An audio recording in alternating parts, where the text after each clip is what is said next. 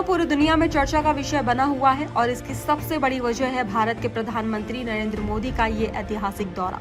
जैसे ही प्रधानमंत्री नरेंद्र मोदी ओमान की धरती पर पहुंचे, एयरपोर्ट पर जो दृश्य सामने आया उसने हर किसी को चौंका दिया। ये कोई औपचारिक या सामान्य स्वागत नहीं था, बल्कि ये एक ऐसे दोस्त का स्वागत था जिसे ओमान सिर्फ एक विदेशी नेता नहीं बल्कि भरोसेमंद साझेदार और करीबी मित्र मानता है।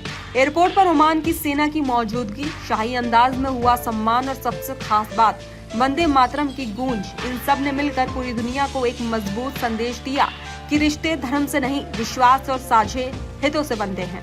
प्रधानमंत्री नरेंद्र मोदी के विमान से उतरते ही चारों तरफ सुरक्षा के पुख्ता इंतजाम दिखाई दिए।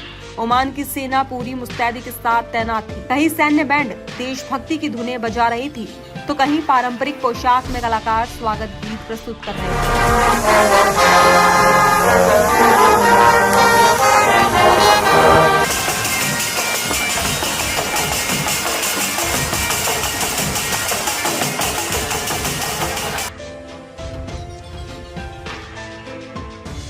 लेकिन जिस बात ने सबसे ज्यादा ध्यान खींचा वो ये थी कि एक मुस्लिम देश में वंदे मातरम गूंज रहा था। जिस गीत को लेकर भारत के भीतर ही कभी कभी विवाद खड़े किए जाते हैं, वही गीत ओमान में सम्मान, दोस्ती और साझेदारी का प्रतीक बनकर सामने आया।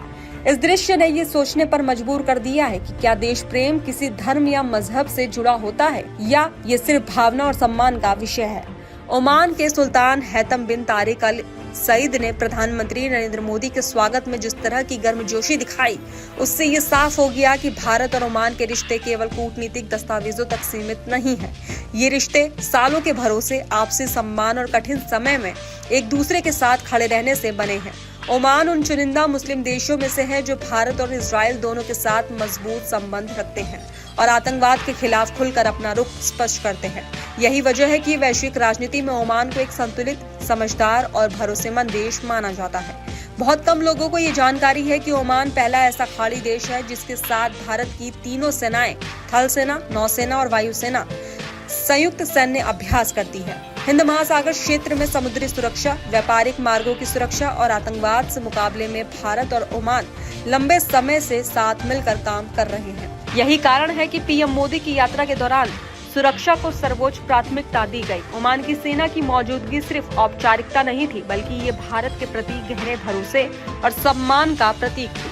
पीएम मोदी का ये दौरा भावनाओं और प्रतीकों तक सीमित नहीं है, बल्कि इसके पीछे मजबूत आर्थिक और रणनीतिक एजेंडा भी है।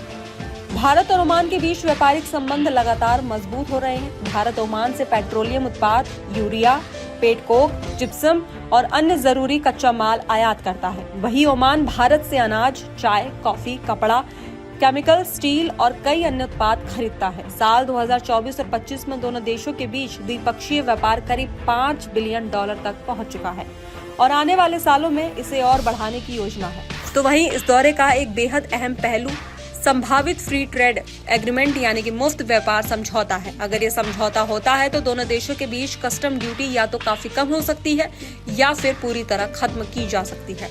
इससे भारतीय उद्योगों और निर्यातकों को बड़ा फायदा मिलेगा। वहीं ओमान को भी सस्ते और गुणवत्तापूर्ण उत्पाद मिल सकेंगे। इस समझौते पर बातचीत साल 2023 से चल रही है और प्रधानमंत्री नरेंद्र मोदी का यह दौरा इससे निर्णायक दिशा दे सकता है। तो वहीं रक्षा क्षेत्र में भी दोनों देशों के बीच अहम बातचीत होने की संभावना है। ओमान की रॉयल एयरफोर्स ने अपने पुराने जैगुआर फाइटर जेट्स को सेवा से बाहर कर दिया है। ओमान ने भारत के सामने प्रस्ताव रखा है कि वो इन विमानों के स्पेयर पार्ट्स भारत को उपलब्ध करा सकता है, चूंकि भारतीय वायुसेना आज भी जैगुआर जेट्स का इस्तेमाल करती है। ऐसे में ये सौदा भारत के लिए काफी फायदेमंद साबित हो सकता है। तो वहीं पीएम मोदी के इस दौरे के दौरान इस मुद्दे पर भी गंभीर चर्चा होने की उम्मीद है। तो वहीं भारत और ओमान के रिश्तों की जड़ें इतिहास में भी गहराई तक जुड़ी हुई हैं। साल 1971 के भारत पाक युद्ध के दौरान जब ज्यादातर मुस्लिम देश पाकिस्तान के समर्थन में खड़े थे, उस समय ओमान एकमात्र ऐसा मुस्लिम देश था जिसने भारत का खुलकर साथ दिया था। ये समर्थन सिर्फ कूटनीतिक बयान तक सीमित नहीं था, बल्कि ये उस दोस्ती का प्रतीक था जो आज भी कायम है। पीएम मोदी का ये दौरा उसी ऐतिहासिक रिश्ते को नई ऊर्जा देने जैसा है। वहीं पीएम मोदी के दौरे के दौरान ओमान की सड़कों पर भारत का तिरंगा लहराता नजर आया। लोग कतारों में खड़े होकर मोदी से मिलने को उत्साहित दिखे। भारत माता की जय और वंदे मातरम जैसे नारे सुनाई दिए। ये दृश्य उन सभी लोगों के लिए एक संदेश था जो भारत के भीतर बैठकर राष्ट्रीय प्रतीकों पर सवाल उठाते हैं। अगर एक इस्लामिक देश में भारत के राष्ट्रगीत और राष्ट्र भावना को सम्मान मिल सकता है तो भारत में इस पर विवाद क्यों? तो कुल मिलाकर पीएम मोदी का ओमान दौरा सिर्फ एक विदेश यात्रा नहीं है, ये एक राजनीतिक, रणनीतिक, आर्थिक और सांस्कृतिक संदेश है। ये संदेश उन देशों के लिए भी है जो भारत की बढ़ती ताकत से असहज महसूस करते हैं और उन लोगों के लिए भी जो भारत की पहचान को लेकर भ्रम फैलाने की कोशिश करते हैं। ओमान ने साफ कर दिया है कि दोस्ती मजहब से नहीं बल्कि भरोसे, सम्मान और साझा हितों से बनती है। शायद यही वजह है कि प्रधानमंत्री नरेंद्र मोदी के इस दौरे की तस्वीरें आज पूरी दुनिया में चर्चा का विषय बनी हुई है। ये केवल एक स्वागत समारोह नहीं था, बल्कि ये भारत के बढ़ते वैश्विक प्रभाव, मजबूत कूटनीति और बदलते अंतर्राष्ट्रीय समीकरणों का साफ संकेत था। ऐसे में ओमान की धरती से उठी ये तस्वीरें और संदेश आने वाले समय में भारत की विदेश नीति की ताकत को और मजबूती से दुनिया के सामने रखने वाले हैं।